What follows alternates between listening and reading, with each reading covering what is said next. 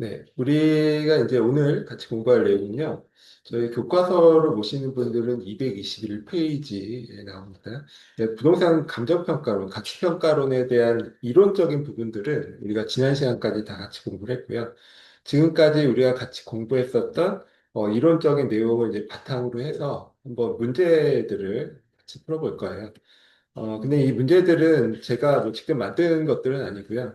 우리 중개사, 공인중개사 시험이랑 이제 감정평가사 시험의 이제 기출 문제거나 아니면은 뭐 그 공부하시는 분들 예상 문제 같은 거 풀어보시잖아요. 근데 예상 문제들 중에 이제 계산 문제 관련된 것들만 이제 뽑아서 이제 올려드렸습니다.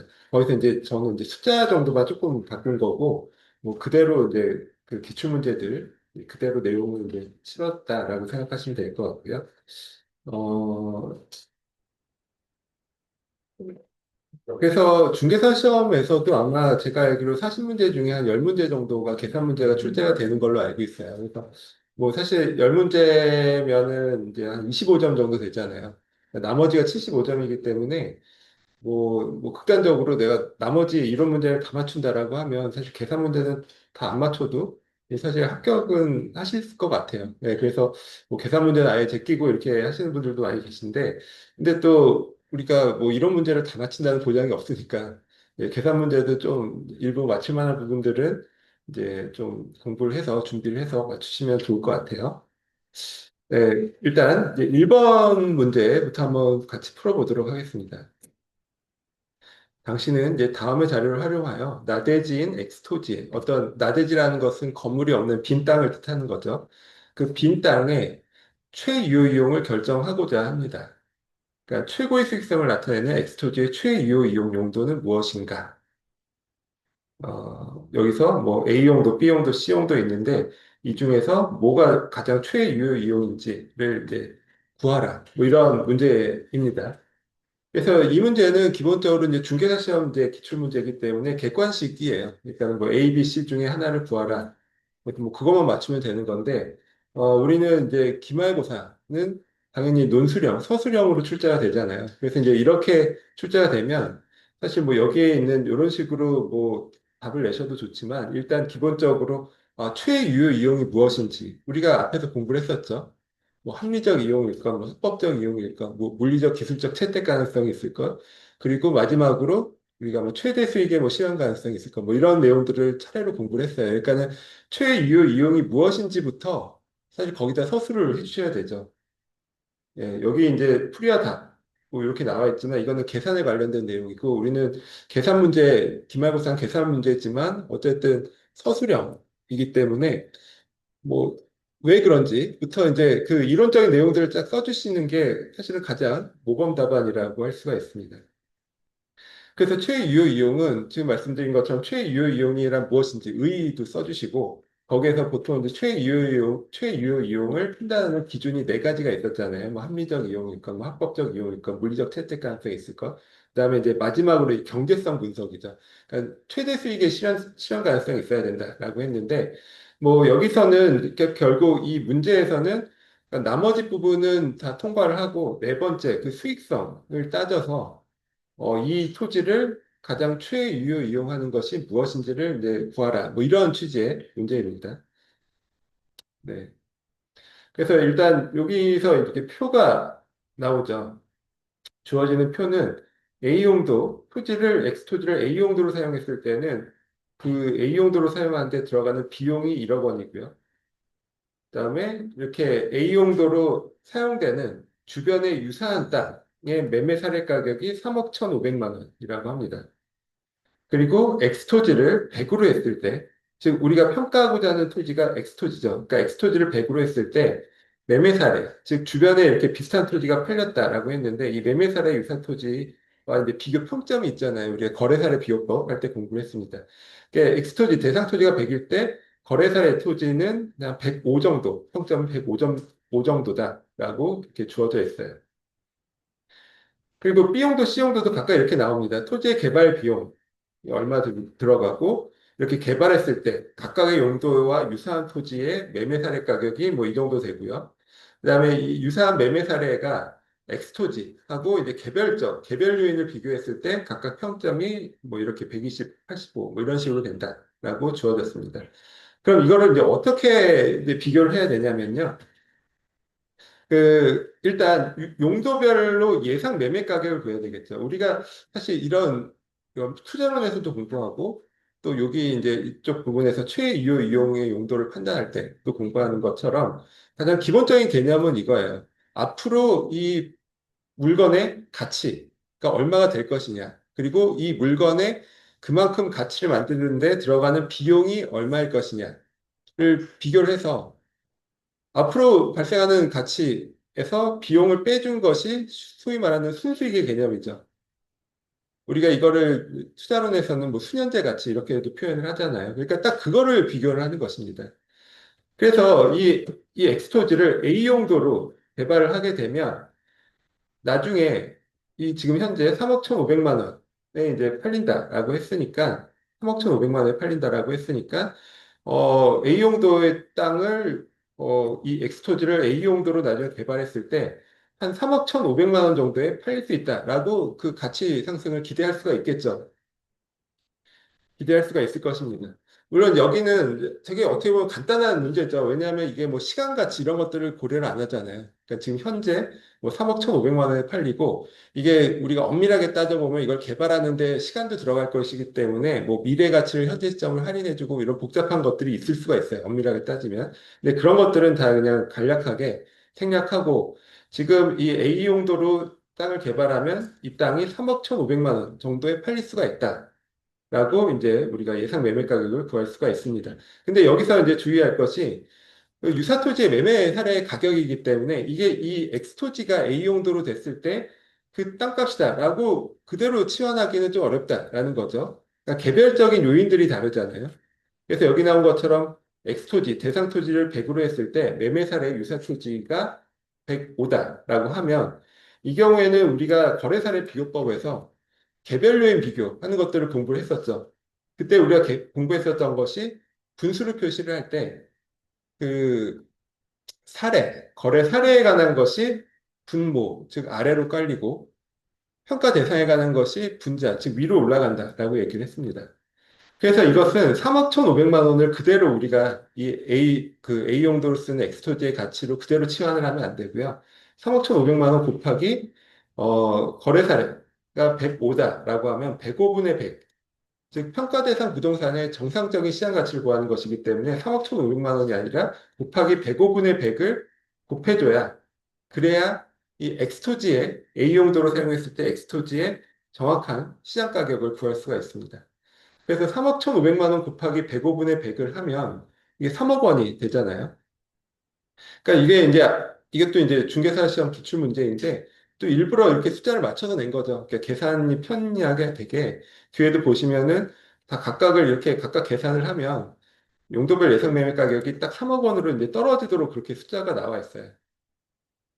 그러니까 객관식 문제니까 정확하게 이렇게 숫자가 떨어져야 되니까는 이렇게 이제 출제를 한 것이죠.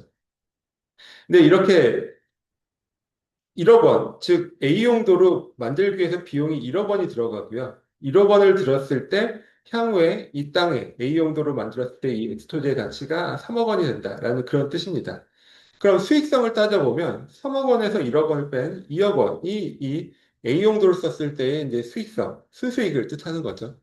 우리가 뭐 뒤에도 이제 공부를 하겠지만 뭐 분양개발법, 뭐 토지의 가치를 원가법을 평가할 때 분양개발법 방식이 있다라고 했는데 그것도 딱 요 마찬가지 방식이죠. 그래서 미래의 가치를 구해보고 그 미래의 가치를 만드는데 들어가는 비용이 얼마인지를 또 구해서 양자를 빼주면 그게 이제 수익성을 나타내는 것이고 결국 최유효 이용이라는 것은 그게 가장 큰 것이 최유효 이용이죠. 아까 최유효 이용의 네 가지 판단 기준 중에 네 번째가 이제 최대 수익의 실현 가능성이잖아요. 그럼 최대 수익이라는 것이 이 순수익이 가장 큰 용도가 최대 수익이 되는 것이고 최유효 이용이 되겠죠.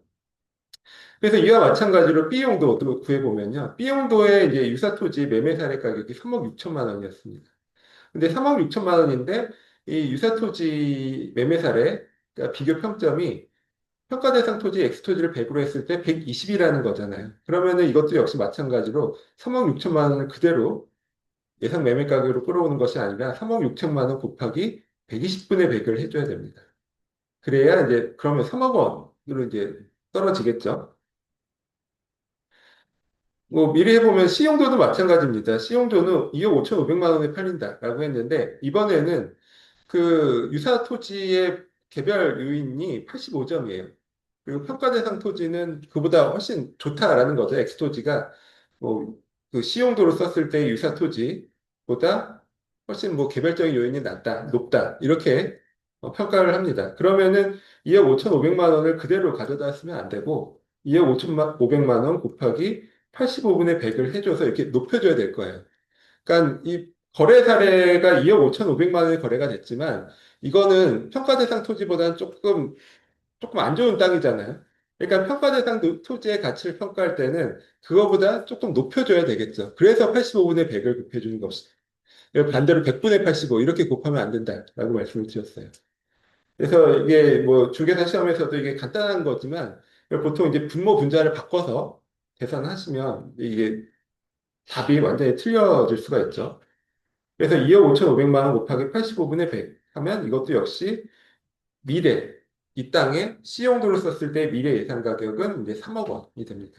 그러니까 결국 A용도나 B용도나 C용도나 결과적으로 미래 예상 가격은 3억 원인 거예요. 그럼 결국 이게 수익성이 가장 높으려면 셋 중에 개발 비용이 가장 작은 것이 결국 수익성이 가장 높겠죠. 주어진 것처럼 토지 개발 비용이 A용도가 1억 원, B용도가 1억 2천만 원, C용도가 8천만 원이기 때문에 뭐 각각을 빼주면요. A용도의 수익성은 2억 원, 그다음에 C용도의 수익성은 2억 2천만 원. 즉 C용도가 이 순수익, 수익성이 가장 높다라는 것을 이렇게 계산을 해보면 알 수가 있습니다. 그래서 이 땅은 이 엑스토지는 우리가 A, B, C 용도 중에 C 용도로 사용하는 것이 가장 좋다. 이렇게 결론을 내릴 수가 있어요. 이거 우리 실제로 부동산 업 하실 때도 대부분 이런 식으로 하거든요. 우리가 뭐 이렇게 간단하게 계산식으로 문제로 풀어서 좀 낯설게 보일 수는 있지만 실제로 우리가 어떤 땅의 가치를 평가할 때 이거를 이 용도로 한번 지어보고 뭐 저 용도로 한번 지어보고 각각 다른 용도로 한번 지어볼 때 비용이 얼마나 들어가는지 그리고 그 용도로 지었을 때 향후에 뭐 분양이라든지 이런 걸 통해서 벌어들일 수 있는 매출이나 수익이 얼마나 되는지 뭐 이런 것들을 비용이랑 따져서 뭐가 제일 좋은 건지를 결정을 하잖아요. 그러니까 딱 그겁니다. 뭐 사실 어려운 내용은 아니에요. 네, 그렇게 해서 이제 1번의 정답은 이제 C 용도가 가장 최유효 이용이다라고 말을 할 수가 있고요. 말씀드린 것처럼 만약에 이게 나온다는 말씀은 아닌데 하여튼 뭐 기말고사에 나온다라면 최유효 이용이 무엇인지 의의와 뭐 판단 기준 이런 것부터 쭉 써주셔야 되는 거죠. 그다음에 2번 보시면요. 2번은 준공 후, 그러니까 준공이라는 것은 건물을 이제 완공한 후에 8년이 경과했다라고 했습니다. 그러니까 경과 연수가 8년인 거죠. 건축 면적 300제곱미터인 Y주택. 그러니까 어떤 주택이 건축 면적이 300제곱미터인 Y주택이라는 것이 있는데 이 주택의 적상 가격을 구하시오. 이렇게 문제가 나와 있죠. 적상 가격, 그러니까 이게 용어를 모르면 이거를 풀 수가 없잖아요. 우리가 배운 것처럼 비중 가격은 거래사례 비교법을 통해서 가치를 평가하는 것을 이제 비중 가격이라고 하고 수익 가격은 수익환원법으로 평가한 것이 수익 가격이고 적산 가격은 원가법으로 평가한 걸 적산 가격이라고 하잖아요. 그러니까 이 얘기는 결국 이 Y주택 뭐 건물을 원가법으로 한번 우리가 평가를 해봐라. 뭐 이런 취지입니다. 이런 문제입니다. 근데 원가법으로 가치를 평가하면은 항상 우리가 여기도 이제 답을 굉장히 간단하게 이렇게 나와 있잖아요. 근데 이것도 역시 마찬가지로 서술형. 이게 지금 다 객관식 그 중개사 기출문제 이제 풀이와 답 이런 식으로 나와 있기 때문에 이게 간단하게 쓴 거예요. 근데 이제 서술형은 당연히 이게 길게 쓰셔야 되죠. 내용을 풍부하게 쓰셔야 되는데 그럼 처음에 나와야 될 것이 이거죠. 원가법에 의해서 건물 가치, 부동산 가치를 어떻게 평가하느냐. 제조달 원가를 구하고 그다음에 감가 수정을 해서 그걸 빼주면 그 원가법에 의한 가치, 가격을 구할 수가 있잖아요. 그러니까 그런 내용들을 쭉 써주셔야 돼요. 그래서 이제 제조달 원가는 무엇이고 뭐 감가 수정은 무엇이고 이런 것들도 좀 써주셔야 되죠. 그래서 이제 기말고사나 이런 거 할 때 좀 아쉬운 게 굉장히 분명히 잘 알고 계신 분들 많으신데, 그거를 이제 답안지에 표출을 안 하신 분들이 꽤 많으시거든요. 그러니까 너무 간단하게 쓰셔서 그냥 답만 딱 맞추시면 이게 상대적으로 좀 성적이 좀 덜 나올 수가 있어요. 이 상대평가이기 때문에 이제 그런 것 좀 유의하시면 되고. 그래서 우리가 앞에서 공부했었던 내용들이 굉장히 중요하죠. 그게 이제 다 그걸 바탕으로 해서 계산 문제를 지금 풀어보시면 좋고요. 그다음에 그래서 이제 먼저 해야 될 것이 제조달 원가입니다. 근데 여기서 좋은 게 제조달 원가는 지금 여기서 문제에서 그냥 주어져 있어요. 되게 친절하게도. 그러니까 여기서 기준 시점이라는 것은 가격의 기준이 되는 시점입니다. 우리가 변동의 원칙 이런 것들을 공부했었죠. 이제 부동산 가격의 제원칙 중에 변동의 원칙에 따르면 부동산의 가치나 가격은 계속 끊임없이 변동을 하잖아요. 그렇기 때문에 어떤 부동산이 얼마냐, 어떤 부동산의 가치가 얼마냐를 말하려면 가장 중요한 전제 조건은 어느 시점이 정해져야 됩니다. 그러니까 똑같은 부동산이라 하더라도 어제 가격이랑 오늘 가격, 내일 가격이 다 다르다라는 것이 이, 이 전제거든요. 그러니까는 항상 이 가격의 기준 시점, 뭐 2025년 11월 24일, 뭐 현재 시점, 이런 기준 시점이 정해져야 돼요. 그래서 이제 그 시점 현재 가치가 얼마냐, 이런 걸 구하는 것인데, 보통은 이제 그거를 이제 기준 시점의 제조들 원가도 구하도록 그렇게 문제가 나오는 경우들이 많이 있거든요. 근데 이 문제는 친절하게 가격이 기준이 되는 시점, 현재 시점에 제곱미터당 제조들 원가가 120만 원이다. 이렇게 친절하게 주어져 있습니다. 그러니까 결국 여기서 적정 가격을 구하려면 제조들 원가가 주어져 있으니까 그러면은 그 감가수정액만 구해주면 양자를 빼주면 이 부동산의 그 가치, 이 현재 시점의 이 가치를 구할 수가 있겠죠. 그래서 이제 이렇게 그냥 한 줄로 이렇게 식을 써서 구하는 것보다는요, 항상 지금 말씀드린 것처럼 먼저 제조들어가를 구하고, 제조들어가는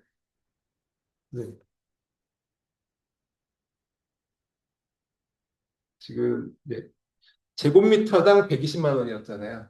근데 이게 건축 면적이 300제곱미터니까 300제곱미터 곱하기 120만 원 하면 이제 제조들어가가 나오겠죠. 그다음에 이제 감가수정 을 구해야 되는데 감가 수정은 뭐 여러 가지 방법이 있다고 했죠. 근데 이제 우리가 딱 이 문제에서도 나왔지만 모든 문제는 그냥 정액법으로만 나온다라고 생각하시면 돼요. 그럼 정액법이란 무엇인가? 매년 일정한 금액씩 일정한 액수씩 감가가 되는 것을 이제 정액법이라고 합니다. 뭐 정률법이라는 것도 있었잖아요. 매년 일정한 비율씩 감가되는 그런 정률법도 있었는데 다 뭐 문제는 정액법으로 나온다라고 생각하시면 되죠. 그럼 정액법으로 감가 수정을 할 때 우리가 이제 공부를 했습니다. 제일 먼저 그럼 구해야 될 것이 매년의 감가액. 그러니까 매년의 감가액은 어떻게 구한다라고 했죠? 제조달 원가. 제조달 원가를 이제 내용연수, 뭐 경제적 내용연수라고 하죠. 내용연수로 나눈다. 이렇게 말씀을 드렸어요. 근데 이때 주의할 것은 보통은 이제 내용 연수, 예를 들어 50년이 경제적인 내용 연수를 하더라도 50년 지나서 그 건물의 가치가 제로가 되진 않거든요. 그러니까 최종 잔존 가치라는 것이 있습니다. 보통 10% 정도를 잡거든요. 그러니까 제조도랑가 전체를 내용 연수로 나누면 안 되고 이 곱하기 1 마이너스 잔가율, 최종 잔가율이라는 것을 빼서 이걸 곱해서 내용 연수로 나눠줘야 된다라고 합니다. 그럼 이제 제조도랑가는 여기 이걸로 구했죠. 그다음에 잔가율이 지금 문제에서 최종 잔가율이 0%라고 나와 있는 있어요. 그럼 이게 0%니까 이건 뭐 의미가 없네요. 그러니까 제조들 원가 전체를 내용 연수로 나눠주면 됩니다. 제조들 원가를 내용 연수가 지금 50년이라고 하잖아요. 50년. 50년을 나눠주면 매년의 감가액을 구할 수가 있고 그럼 그 다음에 구해야 될 것이 감가 누적이죠. 감가 누계. 왜냐하면 매년 이만큼씩 감가가 되는데 지금 경과연수가 8년 지났다고 돼 있잖아요. 그러니까 이 매년의 감가액에 곱하기 8을 해주면 현재까지 감가 누계를 구할 수가 있습니다. 그래서 제조들어가에서 이 감가 누계액을 빼주면 이게 현재 시점에 이 부동산의 적산 가격, 원가법에 의한 가치다라고 구할 수가 있습니다. 그래서 지금 요 책에 나와 있는 요 한 줄짜리 식은 지금 말씀 요거를 그냥 한 줄로 쓴 거예요. 한 줄로 쓰면 이렇게 되거든요. 지금 말씀드린 요 내용을. 그래서 보통은 이제 우리 뭐 중개사 시험이나 뭐 어떤 문제집 이런 데도 보면 이렇게 한 줄로 이렇게 쓰여져 있을 거예요. 근데 사실 이렇게 한 줄로 이렇게 쓰면 이게 뭔 내용인지 되게 헷갈리거든요. 그래서 지금 말씀드린 것처럼 제조들어가 따로 구하고 감가수정액 따로 구하고 근데 감가수정을 구할 때는 매년의 감가액을 먼저 구한 다음에 거기에다 이제 경과 연수를 곱해주면 그 지난 경과 연수를 곱해주면 현재까지 감가 누계액이 나오겠죠. 그래서 각각 구해서 이걸 빼주면 딱 이렇게 3억 240만 원이 이제 나옵니다. 그렇게 해서 이제 간단하게 풀 수가 있고요. 이게 이제 뭐 우리 중개사 시험에서 나오는 가장 간단한 유형의 문제들이죠. 그다음에 3번 한번 보시면요. 이것도 이제 원가법에 따라서 이제 부동산의 가치를 구하는 것입니다. 원가법에 따라 대상 건물의 기준 시점 현재의 가치를 구하시오. 근데 여기서는 기준 시점을 지금 현재 시점이 아니라 과거의 어떤 특정 시점으로 놓았어요. 그러니까 이런 식으로 나올 수도 있습니다. 우리가 어떤 부동산의 가치를 현재 얼마인지를 구할 필요도 있지만, 뭐 예를 들어서 2025년 1월 1일 기준으로 얼마인지를 구하거나 뭐 이런 일도 있거든요. 그래서 이제 그럴 때는 기준 시점이 별도로 이제 나와 있습니다. 그럼 그 기준 시점에 맞춰서, 그러니까 2024년 5월 4일이 마치 현재인 것처럼 그걸 이제 기준으로 해서 이제 계산을 하면 되겠죠. 그리고 건축비는 준공 시점인 2021년 5월 4일 기준으로 해서 3억 원. 그러니까 이 건물을 만드는데, 그러니까 기준 시점 3년 전에 3억 원을 들여서 이 건물을 만들었다라는 것이에요. 그리고 이 건축비는 매년 5%씩 상승을 합니다. 그리고 경제적 내용연수는 50년이라고 하고, 내용연수 만료 시 최종 단가율은 10%다. 그럼 이 건물이 2024년 5월 4일 기준으로 얼마냐? 이렇게 구하라라는 거죠. 근데 이것도 다 똑같습니다. 이제 원가법으로 이제 구한다라면 맨 먼저 제조들 원가 먼저 구해야 되겠죠. 그럼 이때 제조들 원가는 여기서 주어진 자료는 기준 시점 현재 제조들 원가가 얼마다 이렇게 나온 것이 아니라 기준 시점부터 3년 전에 건물을 지을 때 건축비가 3억 원 들었다라고 나왔잖아요. 그러니까 이거를 기준 시점으로 맞춰줘야 되겠죠. 그럼 맞춰줄 수 있는 자료가 3년 동안 매년 5%씩 건축비가 올랐다. 이거인 거죠. 그래서 제조들 원가는 3억 원이 아니라 3억 원 곱하기 5%씩 올랐으니까 곱하기 1 플러스 0.05의 세제곱 3승을 해주면 3억 4,729만 원. 뭐 이런 정도 나옵니다. 네. 네, 3억 4,729만 원이 나오고요. 그러니까 이게 우리 많이 공부하시는 뭐 복리예금 계산식 뭐 이런 거죠. 이제 단리가 아니라 복리식으로 계산을 하면 예를 들어서 이런 거죠. 3억 원을 5% 금리로 3년 동안 은행에 예금을 맡기면 3년 후에 얼마가 될 것이냐. 또 이거 똑같이 나와요. 그러니까 그런 식으로 계산하는 똑같은 공식입니다. 우리가 뭐 집가 상승률, 뭐 건축비 상승률 이런 것도 다 대입해서 똑같이 이렇게 풀어볼 수가 있어요. 아무튼 제주도 원가는 3억 4,729만 원 정도 나오고요. 그 다음에 감가수정액입니다. 그러니까 감가수정액도 아까 말씀드린 것처럼 이것도 각각 먼저 매년의 감가액을 먼저 구하고 그 다음에 감가 누계 구하고 뭐 이런 식으로 하는 게 더 우리가 이해하기가 쉽거든요. 근데 여기는 한 줄로 나오긴 했습니다.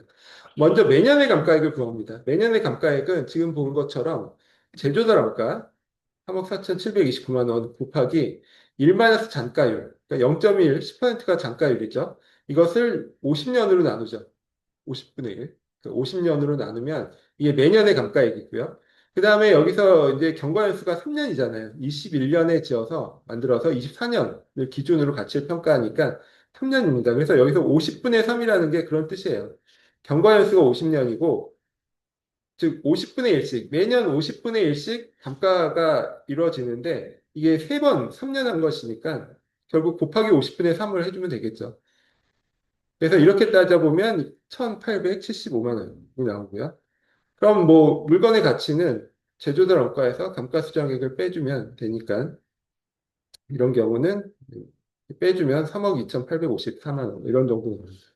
그러니까 이런 식의 그러니까 중개사 시험은 이거보다는 이제 그 숫자가 딱딱 떨어지게 그렇게 아마 출제가 될 거예요. 그래서 왜냐하면 중개사 시험은 객관식 시험이기 때문에. 근데 우리가 감정평가사라든지 이런 서술형 시험은 그렇게 막 숫자가 딱딱 떨어지게 안 나오거든요. 뭐 3억 원, 뭐 2억 원, 1억 원, 1억 5천만 원 이런 식으로 딱딱 안 떨어지고 막 이렇게 뭐 반올림하고 뭐 이렇게 되어 있어요. 근데 이제 항상 말씀드리듯이 우리가 감정평가로는 정답을 맞추는 게 아니에요. 우리가 수학 문제를 푸는 게 아니기 때문에.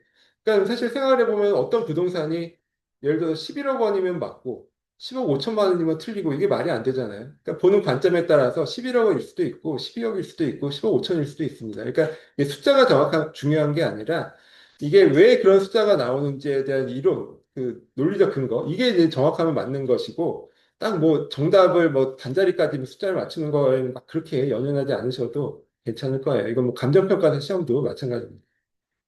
근데 다만 이제 중개사 시험은 명확하게 이제 다섯 지문 그 문항 중에 한 문제가 답이 한 문항이 답이어야 하니까 그러니까 이제 딱딱 떨어지게 이제 출제가 되는 것뿐이죠.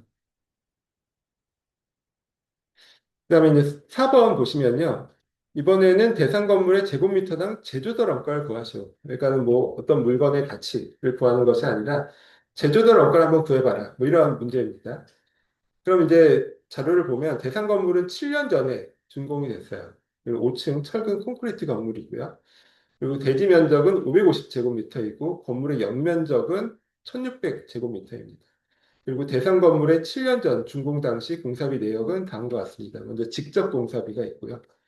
3억 4천이 들었고 간접 공사비가 5천만 원. 개발업자의 이윤. 우리가 이제 개발업자의 이윤이라는 것도 비용으로 포함이 된다라고 했어요. 우리가 앞에서 그 내용들을 좀 다뤘거든요. 그러니까 직접 공사비, 간접 공사비뿐만 아니라 개발업자가 적정한 이윤, 뭐 가져가는 적정한 이윤도 결국 비용의 개념이죠.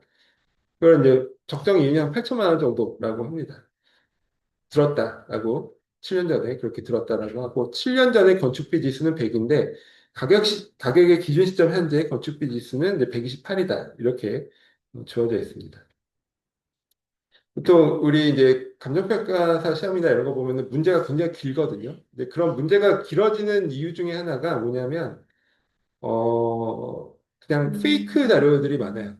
그러니까는 이 내용 중에 주어진 자료 중에 이 딱 문제 푸는데 필요한 자료를 내가 골라내라. 뭐 이런 식의 문제로 취지로 내는 많이 내요. 그래서 예를 들어서 여기도 뭐 5층 철근 콘크리트 건물의 건축비가 뭐 이런 거 들었다라고 나오는데 보통 문제에 뭐 철근 콘크리트 건물의 건축비는 얼마고 뭐 그냥 뭐 일반 목조 건물의 건축비 얼마고 뭐 이런 식으로 문제가 좀 문학 그 자료가 쭉 나오거든요. 그럼 그 중에서 지금 우리가 평가하고자 하는 물건은 철근 콘크리트 건물이니까 거기에 해당되는 건축비가 얼마인지를 딱 이제 뽑아내서 그걸 갖고 이제 문제를 푸는 식으로 출제가 됩니다. 그래서 뭐 여기는 굉장히 그래도 직접적으로 이 자료를 사용하라 이렇게 이제 문제가 나왔죠. 그래서 뭐 크게 어렵지는 않아요. 그럼 일단 여기서 우리가 제조달원가를 구하는 거죠. 그럼 7년 전에 공사비가 그럼 얼마 들었는지부터 먼저 따져야 되겠죠. 뭐 간단하게 3억 4천, 5천, 개발업자 이윤 8천까지 다 더해줘야 됩니다. 그러니까는 이런 거 할 때 주의하실 게 직접 비용, 간접 비용뿐만이 아니라 적정 이윤, 개발업자나 뭐 건설업자의 적정 이윤까지도 이제 비용에 포함된다라는 것을 알고 계셔야 되죠. 그래서 이윤 8천만 원을 빼면 안 되고 이것까지 다 더해서 일단 공사비로 산정을 하고요. 근데 이거는 7년 전에 공사비잖아요. 우리가 계속 말씀드리지만 제조들 원가는 현재 시점, 가격의 기준이 되는 현재 시점의 제조들 원가를 구해야 됩니다. 그럼 현재 시점의 제조들 원가는 어떻게 구하냐 하면 아까처럼 뭐 건축비가 매년 5%씩 상승한다. 그러면은 뭐 곱하기 1 플러스 0.05의 세제곱 뭐 이런 식으로 구해주면 되겠죠. 근데 여기는 좀 다르게 문제가 나왔어요. 여기는 보시면 7년 전에 건축비 지수를 100으로 했을 때 가격의 기준 시점 현재 건축비 지수는 128이다라고 되어 있습니다.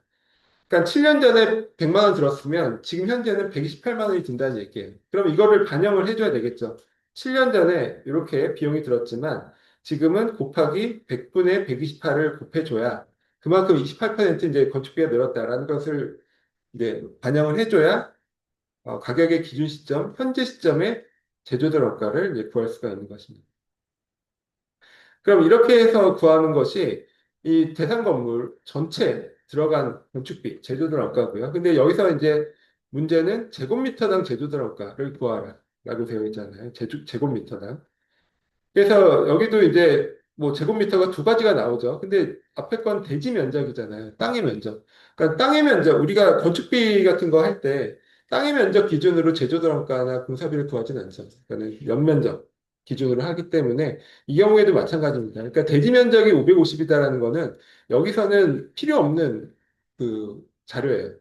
그러니까 일종의 그냥 함정이죠. 그러니까 이거를 그냥 잘못 쓰라 뭐 이런 식으로 이제 문제가 나온 거고. 그래서 중요한 것은 우리가 건물의 제조들 원가를 구하는 거기 때문에 건물의 연면적이 중요합니다. 그래서 뭐 나중에 보면 뭐 토지의 뭐 대지 면적당 뭐 가격, 가치 이런 걸 구할 때도 있거든요. 그럴 땐 대지 면적이 필요하지만 이거는 건물에 관한 것이니까 건물의 연면적 1600제곱미터를 기준으로 하면 결국 제곱미터당 제조들 원가는 아까 말씀드린 요 내용에서 요 숫자에서 1600으로 나눠주면 될 겁니다. 그럼 한 37만 6천 원 정도 나올 거예요. 4번의 정답은 이제 37만 6천 원. 1제곱미터당 37만 6천 원이 됩니다. 그다음에 5번 보시면 다음의 자료를 활용하여 정액법에 의한 대상 건물의 기준 시점의 감가 수정액을 구하시오. 되어 있습니다. 이것도 역시 뭐 그 정액법에 의해서 그 부동산의 가치를 구하는데 이거는 4번과 달리 이번에는 감가 수정액, 감가 누계만 이제 구하는 그런 식으로 문제가 나와 있습니다. 그래서 이제 정액법으로 감가수정액을 구하라고 하니까 우리가 이제 공식 외운 게 있었죠. 맨 처음에 매년의 감가액을 구하잖아요. 매년의 감가액은 제조도량가 곱하기 1마이너스 잔가율을 내용연수로 나눠준다. 그리고 감가 누계액은 그 매년의 감가액의 경과연수를 곱해주면 되겠죠. 그럼 여기서 이제 제조도량가, 기준 시점의 제조도량가가 친절하게도 3억 5천만 원이라고 나와 있잖아요. 그리고 잔가율이 10%니까 3억 5천만 원 곱하기 1마이너스 0.1. 를 경제적 내용연수 50년으로 나눠주면 이것이 이제 매년의 감가액이고요. 그다음에 준공 시점부터 기준 시점까지 4년이 경과가 됐죠. 그렇기 때문에 여기다 이제 곱하기 4를 해주면 현재 시점까지의 누적된 감가 수정액을 구할 수가 있습니다. 그렇죠? 그래서 이제 그렇게 곱하기 50분의 4를 해주면 이제 1,520만 원이 이것도 역시 마찬가지로 아까 말씀드린 것처럼 먼저 매년의 감가액을 구하고 그리고 이제 감가 누계액은 매년의 감가액 곱하기 뭐 경과였수 해서 이제 감가 현재 시점까지 감가 총 누계액을 구할 수 있다. 뭐 이런 식으로 해서 하시는 게 훨씬 더 이해가 쉬우실 것 같아요.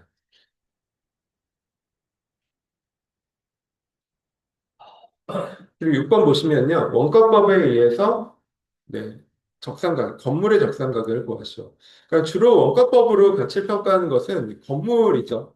우리가 토지는 사실 토지는 감가 수정이 되지 않고 또 토지는 재생산하는 물건이 아니기 때문에 원가법에 원칙적으로 잘 맞지 않는다라고 한번 말씀을 드렸어요. 근데 다만 이제 토지의 경우에도 뭐 매립지, 조성지, 간척지 이런 특수한 경우에는 뭐 조성원가법이라든지 분양개발법 이런 원가법 방식을 통해서 토지의 가치를 평가할 수 있다. 뭐 이런 내용도 우리가 공부했습니다. 근데 이제 주로 이제 건물의 가치를 평가하는 거죠. 그래서 이제 건물을 원가법에 따라 평가해 보시라고 이제 6번 문제가 나왔습니다. 그것도 대상 건물의 사용 승인 준공 시점이 2019년 11월 15일이고요. 가격의 기준이 되는 시점이 2022년 11월 15일. 즉, 우리가 2022년 11월 15일이 현재다라고 생각하고, 이거는 이제 가치를 구해보라. 이런 뜻입니다. 그리고 사용 승인 시점 당시에 적정한 신축 공사비는, 예, 뭐 10억 원이죠. 그러니까 사용 승인 시점, 예전에 2019년 11월 15일 시점 기준으로 공사비가 10억 원 정도 드는 그런 건물이에요. 근데 매년 공사비가 전년 대비 7%씩 상승했습니다. 그리고 경제적 내용연수 50년. 그리고 정액법에 따라 감가하고 내용연수 만료 시 최종 단가율은 10%다. 그러니까 이렇게 자료가 주어지면 딱 이 건물의 가격을 딱 이렇게 계산을 해서 이제 구할 수 있다는 것입니다. 그래서 먼저 제조들 원가부터 구해야 되겠죠. 제조들 원가는 이 10억 원은 이제 7년 전, 7년 전이 아니라 2019년. 그러니까는 그 기준 시점부터 3년 전에 이제 공사비죠. 그래서 이거를 이제 3년 동안 매년 7%씩 상승했기 때문에 기준 시점의 제조들 원가는 10억 원 곱하기 1 플러스 0.07, 즉 7%씩 올랐고 3년 올랐죠. 1 플러스 0.07의 세제곱을 해줘야 기준 시점 현재의 제조들 원가를 구할 수가 있습니다. 그게 뭐 12억 2,500만 원 정도 되고요. 그다음에 감가수정도 말씀드린 것처럼 먼저 매년의 감가액을 먼저 구해야 돼요. 그럼 제조들원가, 여기서 구한 제조들원가에 곱하기 최종 단가율이 10%니까 곱하기 1-0.1 하고 50년으로 나눠주면 매년의 감가액을 구하고요. 여기다 이제 경과연수가 3년이니까 곱하기 3을 해주면 감가수정액을 구할 수 있습니다. 그다음에 그럼 적산가격, 그 부동산의 건물의 가치는 제조들원가에서 감가수정액을 빼주면 그 현재 아, 기준 시점의 건물의 가격, 적산 가격을 구할 수가 있습니다. 네, 그래서 일단 이 계산 문제들은 뭐 지금 뭐 순서 없이 뭐 원가법 나왔다가 거래사례법 비교법 나왔다가 수익환원법 나왔다가 이렇게 섞여져 있어요. 그래서 뭐 하여튼 그런 것 좀 참고해서 보시면 되고요. 일단은 이 앞부분에서 원가법 내용이 6번까지 나왔고 이제 7번의 내용은 이제 거래사례 비교법에 관한 내용입니다. 그래서 이 내용은 잠시 쉬었다가 이어서 보도록 하겠습니다.